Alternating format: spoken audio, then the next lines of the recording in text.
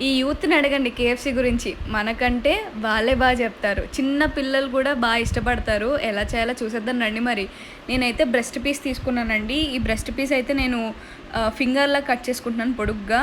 Bones కూడా వేసుకోవచ్చు. But bones కంటే మీరు బోన్‌లెస్సే యూజ్ చేయడం చాలా మంచిది. దీంట్లో నేను కారం అయితే వేసుకుంటున్నానండి. కారం తక్కువగానే వేసుకోండి. నేనైతే ఎక్కువ వేస్తాను.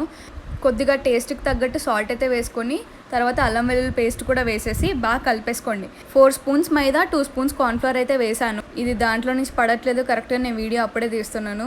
దీంట్లో పెరి పెరి మసాలా ఉంటే వేసుకోండి, లేదంటే లేదు. జీలకర్ర పొడి కొద్దిగా వేసుకొని బాగా కలిపేసుకోండి.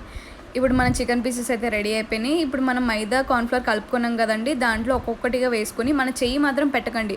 బట్ నేను పెట్టాను. మన చేతికి పిండంతా అంటుతుంది. చేయి పెట్టకుండా స్పూన్‌తో వేసుకొని ఇదైతే మొత్తం స్ట్రెయినర్‌తో బాగా కలుపుకోండి. అంటే మొత్తం పిండంతా రాలిపోయేలాగా. ఇప్పుడు ఒక 15 సెకండ్స్ మాత్రమే వాటర్‌లో ఉంచుకోండి. ఎందుకంటే ఇంకా నానిన తర్వాత మళ్ళీ దానిపైన కోటింగ్ వేస్తే ఇంకా బాగుంటుంది. చూడండి, నేను మళ్ళీ కోటింగ్ వేస్తున్నాను. సో ఇది మళ్ళీ ఒకసారి కలిపేసిన తర్వాత మళ్ళీ స్ట్రెయినర్‌లో వేసి మళ్ళీ ఒకసారి కదపండి. అప్పుడు ఉన్న పిండి, ఎక్స్ట్రా పిండి అంతా రాలిపోతుంది. నిజంగా చాలా బాగుంటుంది. అవి ఇవి వేయడం కంటే నేను చేసినట్టు చేయండి, చాలా బాగుంటుంది. ఇప్పుడు మంచి కాగుతున్న నూనెలో బాగా కాగాలండి నూనె. మంచి కాగుతున్న నూనెలో ఒక్కొక్క పీస్ అయితే వేసుకోండి.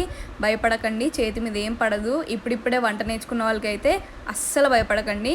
పీసెస్ అయితే కంప్లీట్గా ఆయిల్లో మునిగేలా చూసుకోండి. మళ్ళీ సగం సగం మునిగితే టేస్ట్ కూడా బాగోదు. ఎగ్జాక్ట్ 8 to 10 మినిట్స్ తర్వాత నాకైతే చికెన్ పీసెస్ అయితే రెడీ అయిపోయినాయి. దానిపైన పెరి పెరి మసాలా వేసుకొని తిన్నానండి. నిజంగా యాస్టీస్ కేఎఫ్సీ చికెన్ టేస్ట్ వచ్చింది.